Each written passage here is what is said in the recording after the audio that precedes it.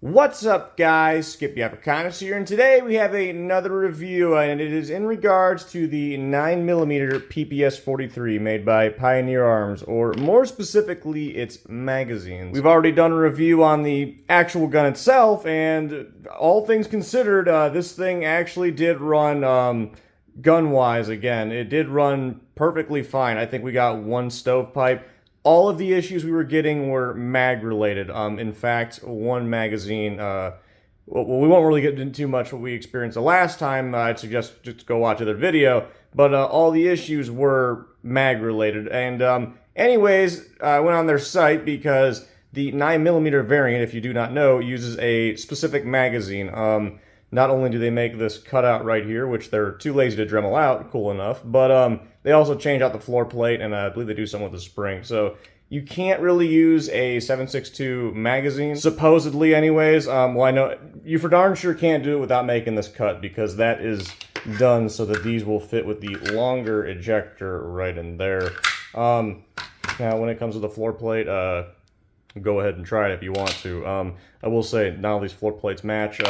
Really starting to notice a trend with this gun. But anyways, not to start complaining just yet, but I figured let's go ahead and see how the new magazines they are selling are going to behave, because these kind of pop in stock and out of stock from what I can tell. When I actually first bought this gun, so again it came with two magazines, extra mags were not in stock, and like last Sunday or something like that, I noticed they were in stock, so I ordered 4 of them. And I figured, let's see how new magazines perform from Pioneer Arms. Now, the gun I got was from Atlantic Firearms. I mean, I don't really know, like, the whole situation with the 2 magazines. I assume, this gun's stamped 2023, I assume they're about as new as they can get. Maybe they ain't, you know, like, maybe they're just old stock, what have you.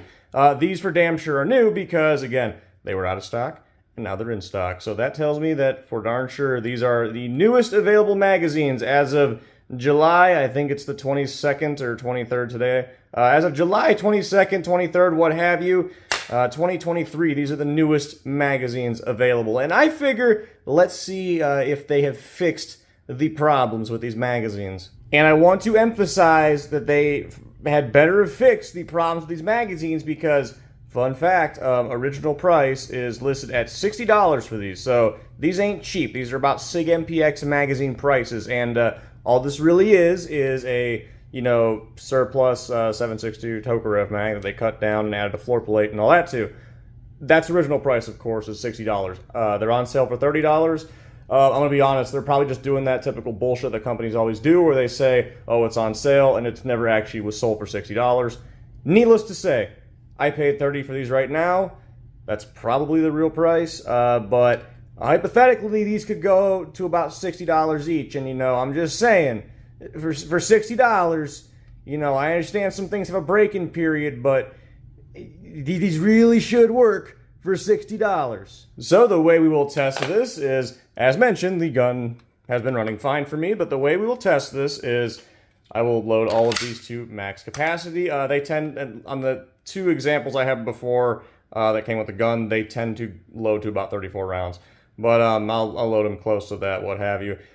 Try just shooting it normally, you know, like you're not intended to be holding it way down here at the bottom of the magazine. You're supposed to kind of hold it something like this. So I'll try shooting this thing normally.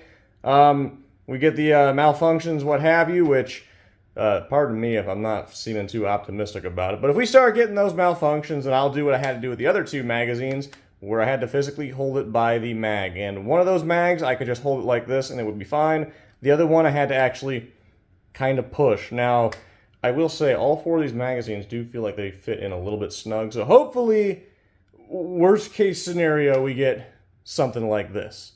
But anyways, enough blabbering. Let's take this to the range, all 4 of these mags, loaded to max capacity, and let's see how they do. And I have not loaded these magazines yet. If I encounter an issue other than they only hold 34 rounds or something like that, I will be sure to let you know. If it's a severe issue, you might see me back here in about a few seconds on this floor instead of the range.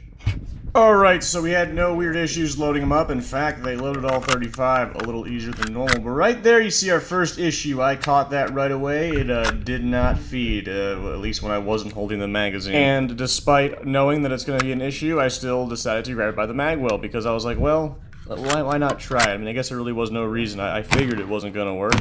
And yeah, you can see it'll fire a couple rounds off, but you do get the consistent, you know, just to eventually get a failure to feed and all that. So then I grabbed by the magazine, and again, it actually starts to run just fine.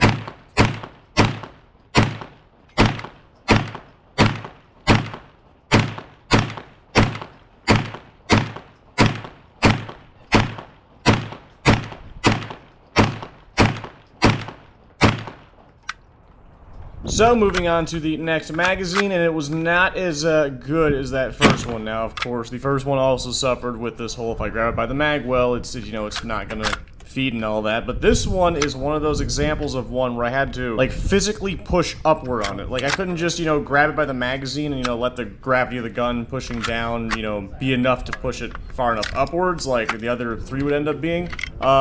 This one, again, I had to actually physically push upwards. In fact, you'll notice on this one, you know, after a while of it not wanting to run, I get fed up with it, and I think we have about 12 rounds left. Yeah, this one is the only one I will say out of the four. I was going to post all the clips of each one shooting, but to be honest, the next two actually run identical to that first one, where again, I grab the mag well and, you know, I get issues, I hold it by the mag and it runs just fine. And this one in particular is a special one where, again, it unless I put pressure on it, it will do stuff like it's doing right now. But yeah, here's what happens if I finally get enough pressure on it. You can see it will eventually run, it's just more of a nuisance. Alright, so we are back from the range. Now, as mentioned, I was going to post a clip of like each magazine actually running. So the first one I shot was one of these three. They all ran the same. I mean, if I held it by, you know, the mag well, as you saw the first time, it would jam, it would not feed, all that stuff. If I held it by the magazine, fed without a problem. And when I got to this one's a special one, that's why I marked it with the special tape. This one in particular was the one that I actually had to apply pressure to. Now, it wasn't as bad as the other one that came with that actually came with the gun, where I had to really apply pressure to it.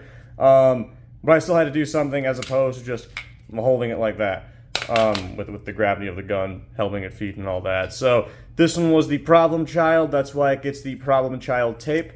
But all in all, this also adds a little bit of confusion now to this video that I'm making. Because initially this is supposed to be a review of the magazines. Now, this one obviously showed some differences between this one, so I can sort of confidently say that this one probably does have a defect to it. But the one thing I noticed is the magazines are running if I do that thing as mentioned where I hold them into the gun.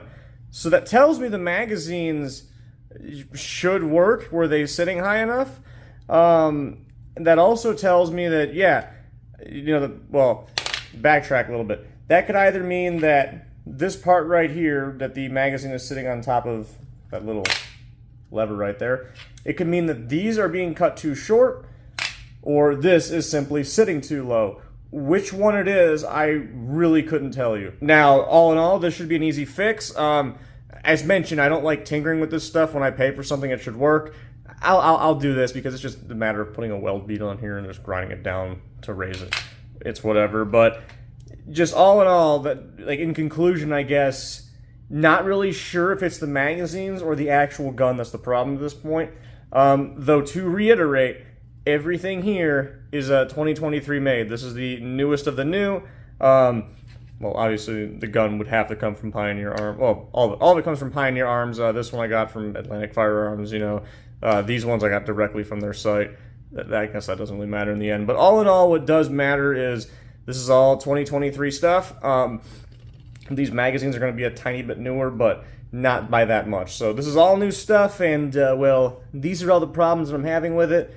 Overall, even though I have to hold it by the magazine, I actually did run it in a Tuesday Night Steel match. When I didn't have these mags, I just had the one other mag. And holding it by the magazine wasn't so bad, to be honest. I am curious when this actually does get SPR'd and I get the stock working and all that, how easy it's going to be to move around. But all in all, I will say it works. I would like to hold it by the mag well like you're supposed to, just because it makes the grip a little bit higher, but all in all, for my needs it works, but if you are considering buying it, this is the potential issues you'll be seeing, and again, not really sure if it's with the gun or the magazines. It's either or. But anyways, I hope you all enjoyed the video as much as I personally enjoyed making it, and I will see y'all next time.